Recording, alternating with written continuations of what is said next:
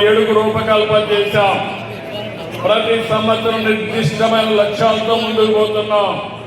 రేపటి నుంచి మళ్ళా నేను దావోస్కి వెళ్తున్నానంటే మళ్ళీ అక్కడ నేర్చుకోవడం, పెట్టుబడులు తీసుకురావడం, దీనికోసం ముందుకు పోతున్నాం.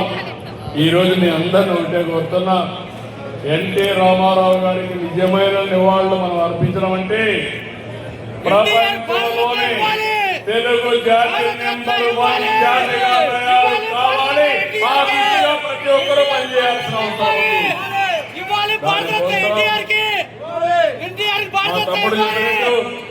అనేక విషయాలు మనం విజయాన్ని సాధించాం. ఇంకా కూడా దీన్ని ఎప్పటికప్పుడు ప్రయత్నం చేస్తున్నాం. ఎన్టీ రామారావు గారికి భారతరత్న అవార్డు ఇవ్వాలి. ఈ దేశంలో చేసిన వ్యక్తి, జాతి కోసం పనిచేసిన వ్యక్తి, యాంటీ కాంగ్రెస్ కోసం, ఐకమత్యం కోసం పనిచేసి ఈరోజు ప్రభుత్వాలు ఉన్నాయి.